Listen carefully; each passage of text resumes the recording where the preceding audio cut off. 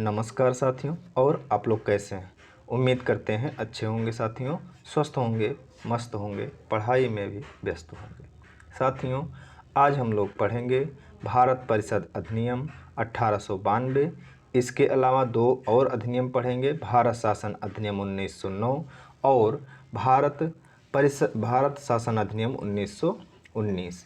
तो इस तरह से ये दोनों और टॉपिक को पढ़ेंगे तो इस तरह से हम लोगों का आज बढ़िया से ये टॉपिक कवर हो जाए। इसी उद्देश्य से हम लोग इस टॉपिक को चलिए स्टार्ट करते हैं।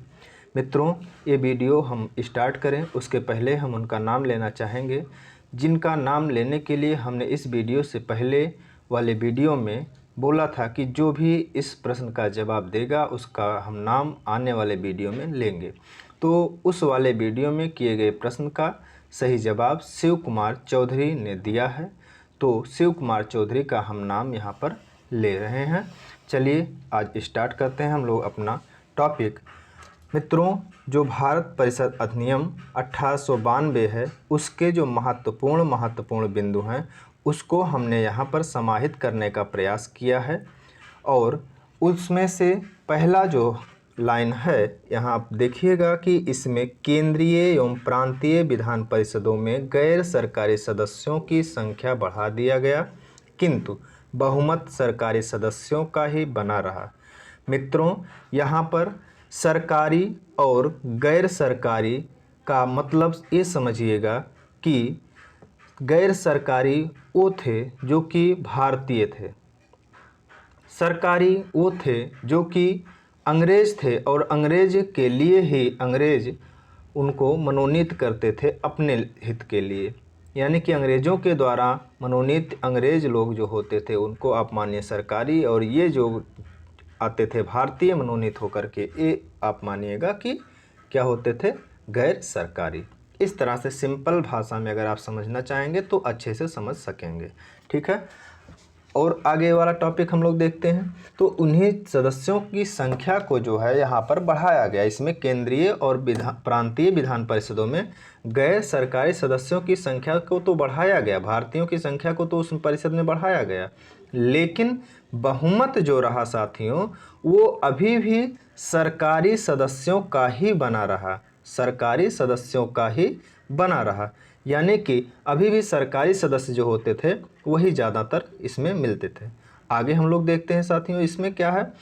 इसमें केंद्रीय विधान परिषद में भारतीय सदस्यों को वार्षिक बजट पर प्रश्न पूछने का अधिकार दिया सरकार से। यानी कि अब भारतीय सदस्य जो हैं वो वार्षिक बजट पर सरकार से प्रश्न पूछ सकते हैं और उस प्रश्न का जवाब सरकार देगी। इस तरह से साथियों इसमें प्रश्न पूछने का अधिकार जो दिया गया, ये अधिकार इनको एक तरह से मिलता है एक्स्ट्रा भारत परिषद अधिनियम 1892 में। तो ये लाइन इम्पॉर्टेंट है, इस लाइन को आप बहुत इम्पॉर्टेंट मान करके चलिएगा, क्योंकि कई बार एक क्वेश्चन आ चुका है कि भारत परिषद अधिनियम 1892 में जो विशेषताएं दी गई हैं उनमें से कौन सा शामिल है। तो उसमें से एक क्वेश्चन आपको मिल जाएगा कि भारत परिषद अधिनियम 1892 में जो ये बजट पर बहस करने का अधिकार दिया गया है वो दिया गया, ठीक है। आगे चलते हैं हम लोग।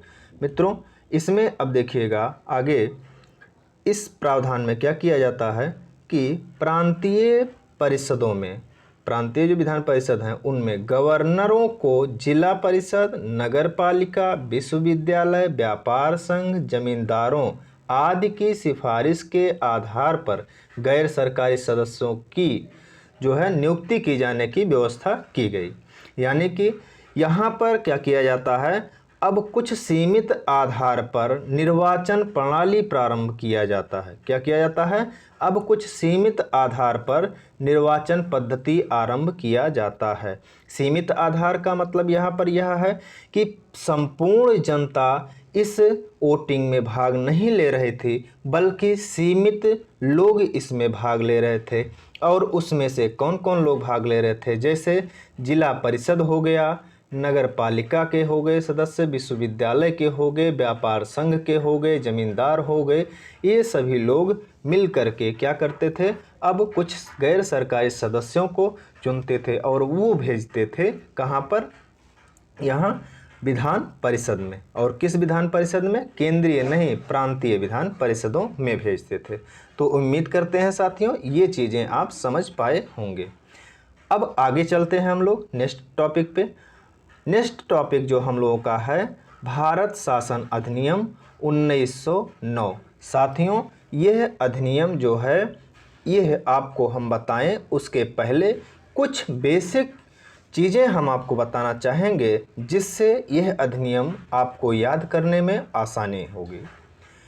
यह अधिनियम 1909 जो आया इसके पहले की कुछ परिस्थितियां जो रहीं उसमें से कुछ मुख्य घटनाएं ऐसी हैं जो आपको जानना ज़रूरी है, जिसमें से पहला यह 1905 में क्या किया जाता है, बंगाल का विभाजन किया जाता है। क्या किया जाता है, बंगाल का विभाजन किया जाता है। और बंगाल विभाजन जो किया गया वह उसका उद्देश्य यह था कि यहाँ से उठने वाले राष्ट्रवादी आंदोलन को ख़त्म किया जा सके। लेकिन मित्रों यह ऐसा नहीं हुआ, बल्कि यह आंदोलन और ही ज़्यादा बढ़ गया। हिंदू मुस्लिम एक दूसरे के लिए एक हो गए और एक दूसरे का त्यौहार मनाना शुरू कर दिए और वो एकता प्रदर्शित किए।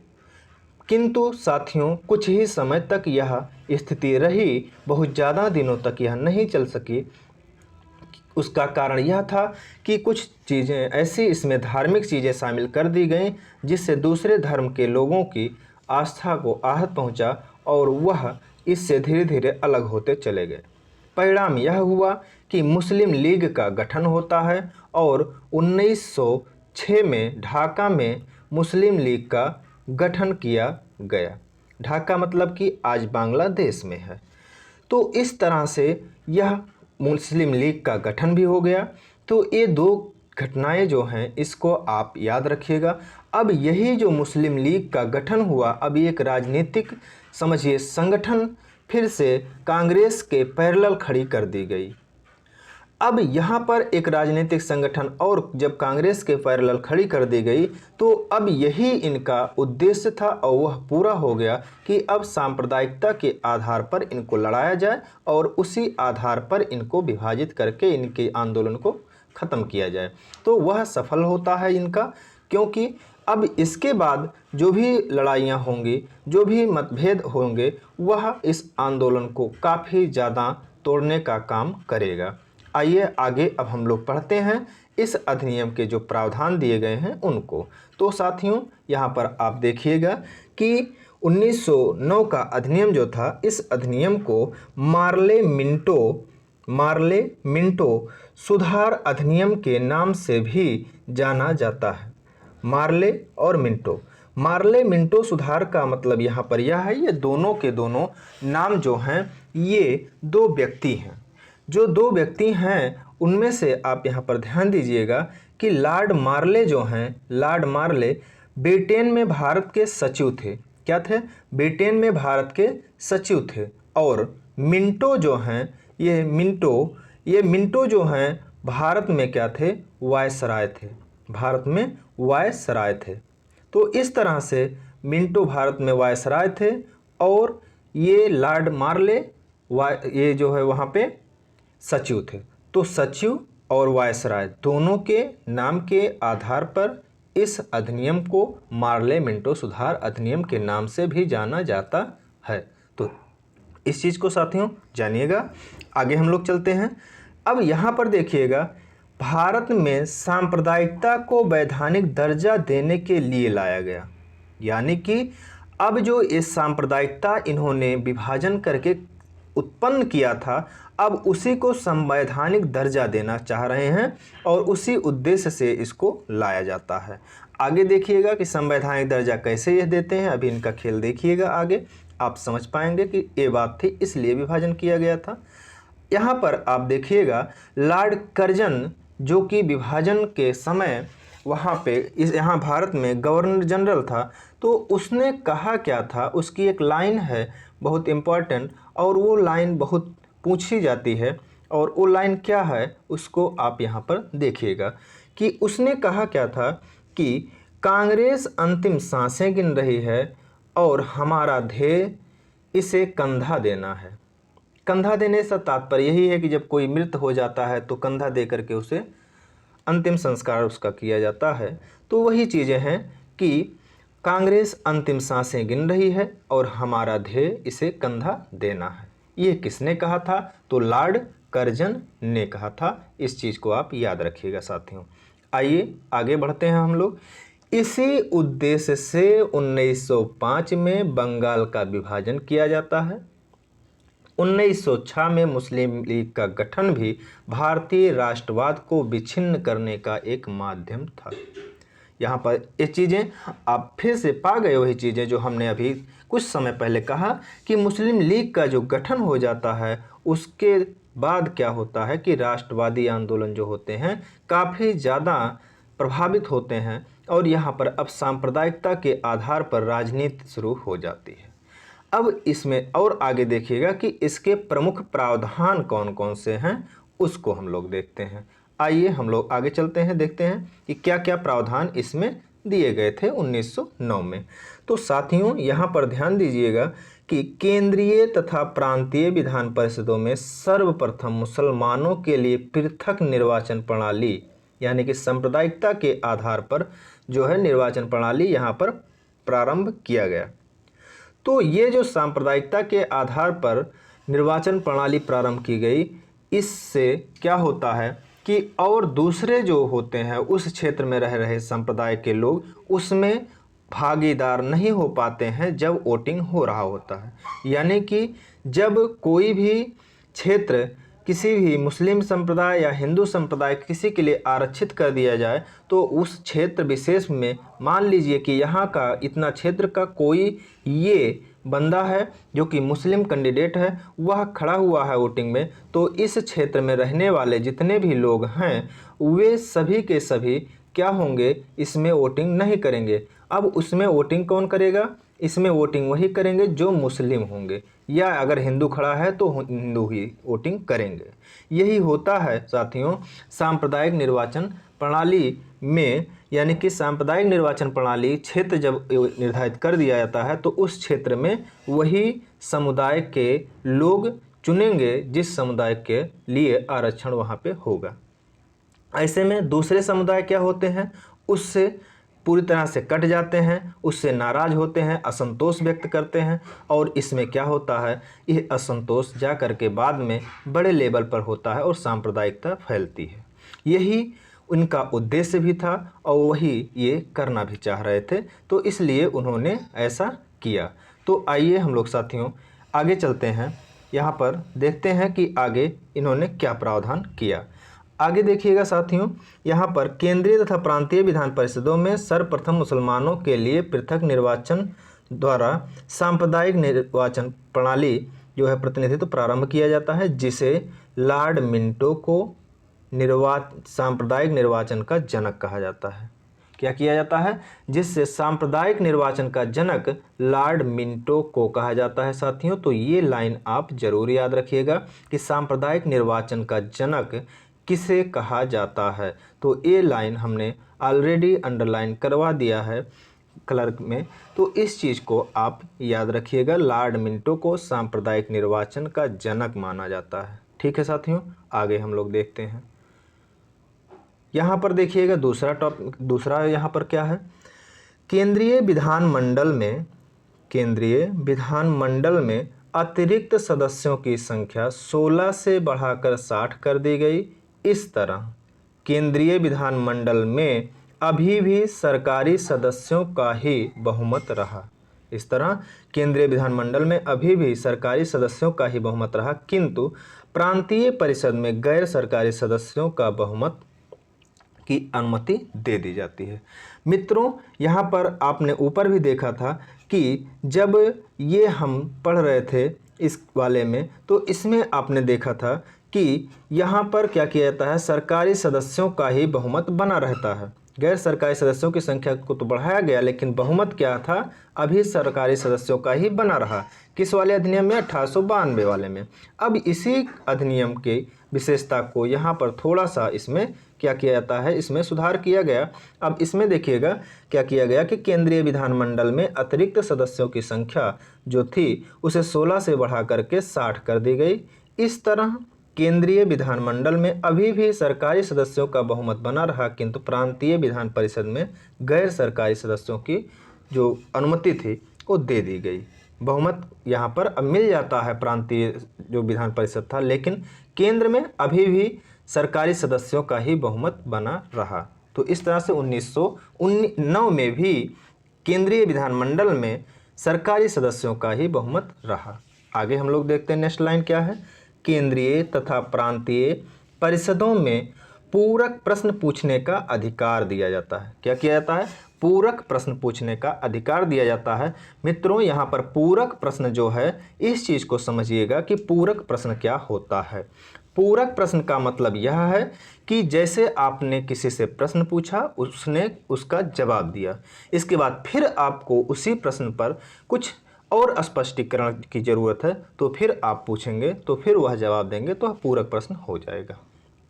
आगे देखते हैं हम लोग। आगे देखिएगा कि इसके अंतर्गत सत्येंद्र प्रसाद सिन्हा को वायसराय की कार्यकारिणी में प्रथम भारतीय के रूप में विधिक सलाहकार के पद पर नियुक्त किया गया। साथियों, विधिक सलाहकार जो पद था, अब आप लोग इसमें बताइएगा कि कब सृजित किया गया था चौथे सदस्य के रूप में, किस अधिनियम के तहत। हमने इस चीज़ को बताया है, कमेंट बॉक्स में आप कमेंट करिए वीडियो को पुश करके। आगे देखिएगा इस तरह से साथियों। तो यहाँ पर देखिएगा प्रथम भारतीय के रूप में किसी विधिक सलाहकार के पद पर जो किसी भारतीय को नियुक्त किया गया, तो वह कौन था? अब यहाँ पर देखिएगा कि वह सत्येंद्र प्रसाद सिन्हा थे। ठीक है, तो उम्मीद करते हैं कि यहाँ तक आप समझ पाए होंगे। आइए हम लोग चलते हैं आगे। भारत शासन अधिनियम 1919 को देखते हैं। मित्रों, भारत शासन अधिनियम 1919 जो है, इसको आप देखिएगा कि इसमें क्या प्रावधान किए गए हैं और यह कैसा कैसा इसकी विशेषता है। तो आइए लेट ना करें, हम लोग इसको भी देखते हैं। भारत में ब्रिटेन के प्रति बढ़ता असंतोष, उग्र राष्ट्रवादी आंदोलन से ब्रिटेन की संसद में भारतीयों के प्रति उचित संवैधानिक सुधारों द्वारा उनके सहयोग प्राप्ति की भावना प्रबल हुई, जिसके कारण यह अधिनियम लाया गया। यानी कि साथियों, जब भारत में ब्रिटिश के प्रति असंतोष बढ़ने लग जाता है, तो ब्रिटिशर्स सोचते हैं कि अब यह जो आंदोलन है, इस आंदोलन को इस हिसाब से कंट्रोल किया जाए कि उनको अपना विश्वास जीता जाए, उनका विश्वास जीता जाए, और उसके लिए संवैधानिक सुधार कुछ किए जाएं, जिससे वो हम पर विश्वास करें, और हम उनके विश्वास को जब जीत जाएंगे तब हम क्या करेंगे, वहाँ पर शासन अच्छे से कर सकेंगे। तो उसी के लिए यह अधिनियम लाया जाता है। इसी कारण साथियों, यह अधिनियम जो था वह अपने आप में सुधार वाला अधिनियम, अच्छा सुधार वाला अधिनियम होता है। इसमें देखिएगा, इसका मुख्य उद्देश्य भारतीयों में उभरते असंतोष का समापन करना या उसे सीमित करना था। जो भारतीयों में संतोष उभर रहा था, या तो उसे समाप्त कर दिया जाए या तो सीमित ही किया जाए, लेकिन उसमें सुधार किया जाए। इस तरह से साथियों देखिएगा, 20 अगस्त 1917 को ब्रिटिश सरकार द्वारा पहली बार घोषित किया गया कि उसका उद्देश्य भारत में क्रमिक रूप से उत्तरदायी सरकार, यहाँ पर उत्तरदायी सरकार की स्थापना का जो है करना उसका उद्देश्य है। तो यहाँ पर उत्तरदायी सरकार के जो स्थापना का उद्देश्य लाया गया, ये कब लाया गया, ये चीज़ें भी आप लोगों से पूछी गई हैं, तो इस चीज़ को आप याद रखिएगा। आगे हम लोग देखते हैं। 1919 में भारत शासन अधिनियम बनाया गया इसी उद्देश्य से, तथा 21 में लागू किया गया, जिसे मॉन्टेगू चेम्सफोर्ड सुधार के नाम से जाना जाता है। इस अधिनियम को यहाँ पर थोड़ा आप लोग इसको अवॉइड करिएगा, यहाँ पर अधिनियम होगा, अभियान लिख दिया गया है। अधिनियम के प्रमुख प्रावधान निम्नलिखित हैं। अब 1919 के प्रावधान क्या क्या मुख्य हैं, आइए हम लोग साथियों उसको देखते हैं। 1919 का जो प्रावधान है, इसमें सबसे पहला और बहुत ही महत्वपूर्ण प्रावधान यहाँ पर है, इसको आप जरूर याद रखिएगा। अब तक का एकमात्र ऐसा अधिनियम था साथियों जिसे प्रस्तावना युक्त अधिनियम कहा जाता है। इसमें साथियों प्रस्तावना लाया जाता है, उसकी प्रस्तावना होती है और प्रस्तावना युक्त अधिनियम यह कहलाता है। इसी प्रस्तावना को ही आप देखेंगे बाद में 1935 का जो अधिनियम आता है उसमें भी उसी प्रस्तावना को ही रखा जाता है, तो इसको आप याद रखिएगा। आगे देखते हैं। इसमें भारत सचिव की इंडिया काउंसिल में सदस्यों की संख्या घटाकर 8 से 12 के बीच में सीमित कर दिया गया, यानी कि जो इंडिया काउंसिल में, भारत सचिव की इंडिया काउंसिल में जो सदस्य होते थे उनको सीमित कर दिया गया कि 8 से 12 के बीच में ही हो सकते हैं। ठीक है, आगे देखिएगा। तथा भारत सचिव का वेतन अब ब्रिटिश राजकोष से दिया जाना तय हुआ। इसके पहले क्या था, भारतीय राजकोष से दिया जाता था। आगे देखते हैं 1919 से, अब याद रखिएगा कि कहाँ से ये लोग वेतन पाएंगे, अब ब्रिटिश राजकोष से वेतन पाएंगे। आगे देखिएगा। केंद्रीय और प्रांतीय विषयों को पहचान कर सूची निर्धारित किया गया साथियों, तथा दोनों को अपने अपने विषयों पर कानून बनाने का अधिकार दिया गया।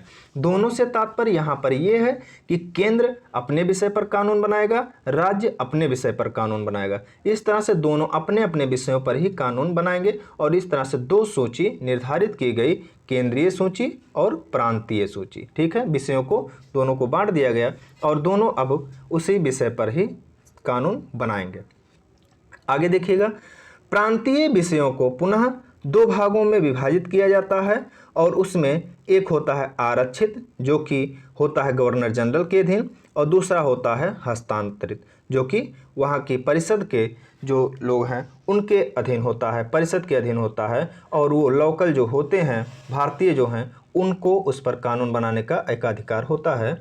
इस तरह से यहाँ पर ध्यान दीजिएगा कि ये प्रांतों में भी द्वैध शासन व्यवस्था लागू की जाती है।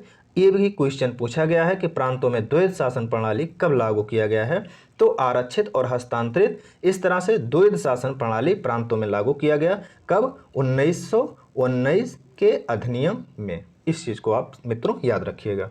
आगे देखते हैं। आरक्षित विषयों पर गवर्नर का शासन होता था तथा हस्तांतरित विषयों पर भारतीय प्रतिनिधियों को शासन करने का अधिकार होता था, वो भारतीय प्रतिनिधियों को सौंप दिया गया।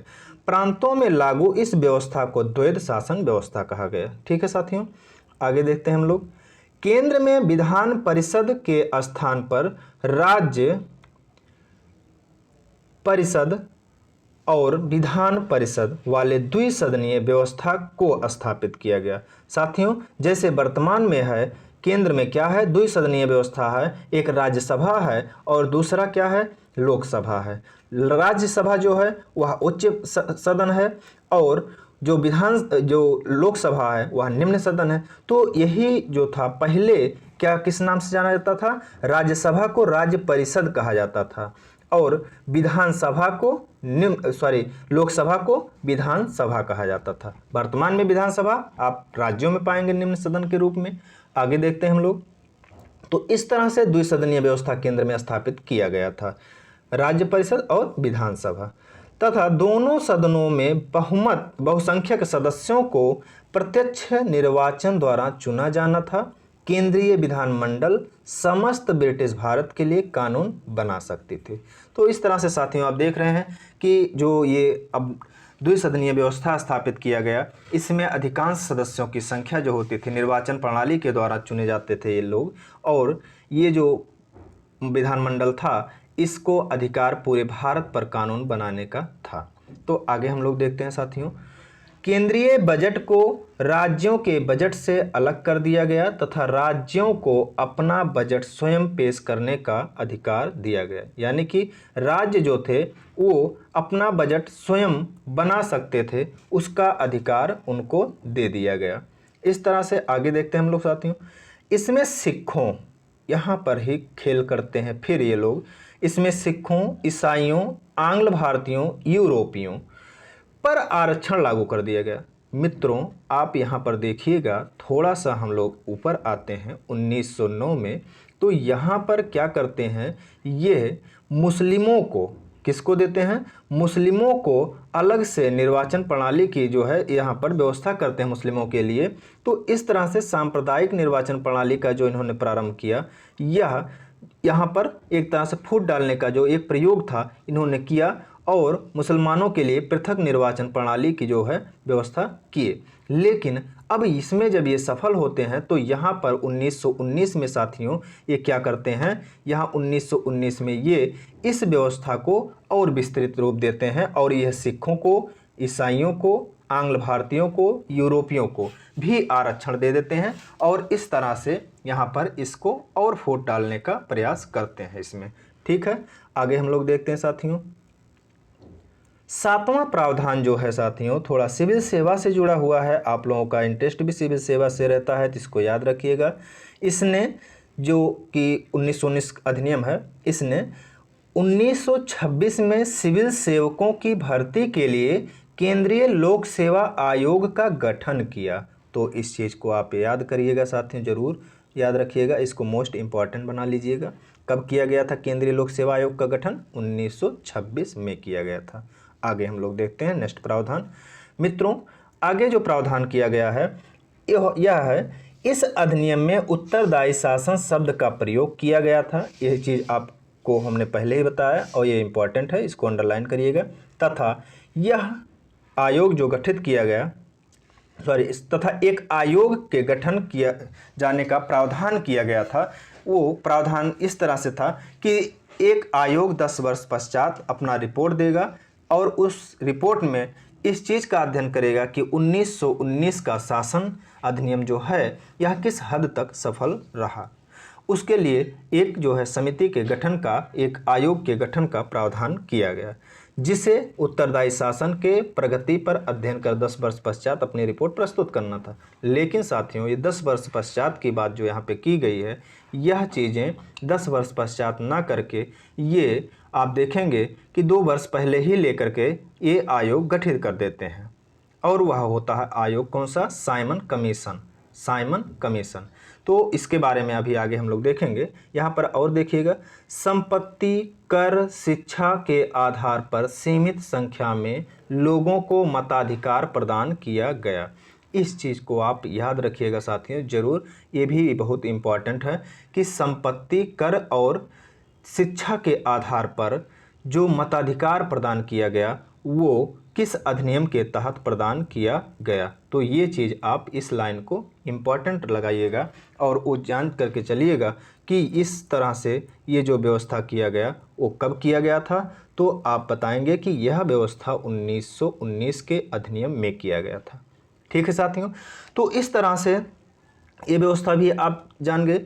अब हमने अभी कहा कि साइमन कमीशन के बारे में हम बाद में देखेंगे।